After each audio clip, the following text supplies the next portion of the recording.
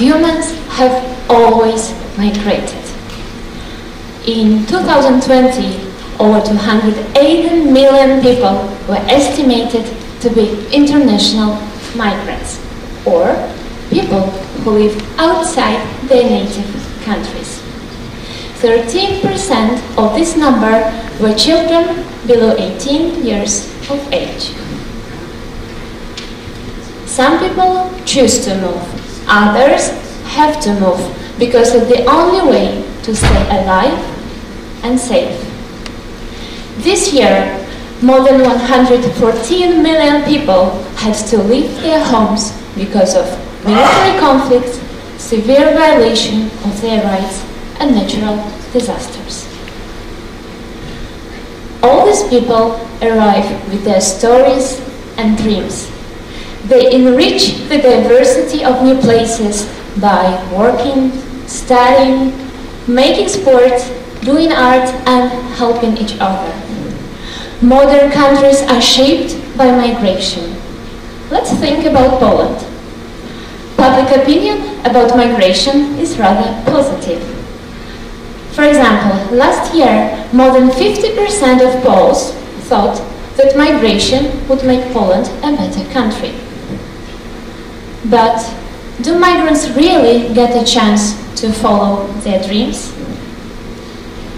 International Organization of Migration defines migrants as people who move from one country to another, regardless of their legal status. So we can say that migration is a process. Migration is an experience we gain during our journey. However, very often people use stereotypes and labels towards migrants that can be unjust and sometimes even hurtful. Why do we use stereotypes? We tend to look at newcomers through cliches to make it easier, but very often this can lead to unfair treatment. Some studies, including my own, show that stereotypes related to someone's background, appearance, gender, religion are still very strong when we look at the experience of migrants in Poland. Let's focus on one example, judging people by their accents. Very often the line between us and them is created not by the appearance, but the language. And I think it's quite common in Poland. Language discrimination refers to unfair treatment of an individual based on the language they speak or how they talk. When we pick up the phone, it's a voice and accent we hear that create the image of a calling person. Unfortunately, we know that migrants are often denied housing, jobs, internships because of an accent heard over the phone. When I arrived in Poland 13 years ago, I used to ask my Polish friends to make phone calls for me to different institutions because I believed that the lack of accent would sound more reliable. Migration is a complex subject.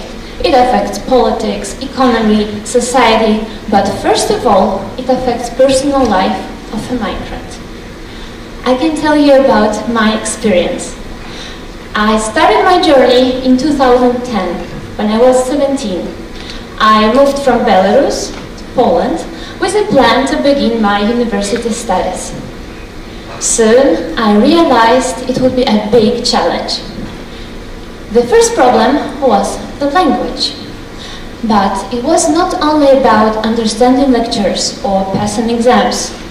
My accent in a casual conversation was a source of jokes and laughter. It made me feel insecure and left out. When people heard my accent, they reacted differently. Some people made silly jokes that were out of context. Others tried to help me understand them by raising their voice. It wasn't necessary. It would have been much better if they spoke slower and louder, right? Some people got upset and ended conversations. Of course, there were those who encouraged me or didn't pay attention to my accent. At that time, I kept asking myself why I should feel sorry for my accent, or why do other students like me have to give up their dreams and aspirations just because they came from a different country. My close friend was studying law. Some of her professors kept asking her how is she going to represent clients in court with that accent. She even told me she felt ashamed to speak in class. But now she is a great lawyer, she receives prestigious awards, and she's fighting for migrants' rights in Poland. Over time, I've collected more stories like this, so I ended up studying migration. It's a fascinating field of knowledge. I learned that migration can be challenging, but at the same time, new knowledge, languages, experience empower me. I realized that when someone has an accent, it means they can speak more than one language. I stand against stereotypes and labels. Easy said than done. Can we avoid stereotypes? Let's be realistic, it's difficult.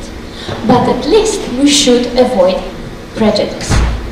Let's listen to each other and share our stories. Let's focus on what we have in common, our emotions, challenges, dreams. Let's break down the boundaries. Our power lies in the diversity of our experiences and backgrounds. We are not only citizens of a particular country, but first of all, we are humans and citizens of the world.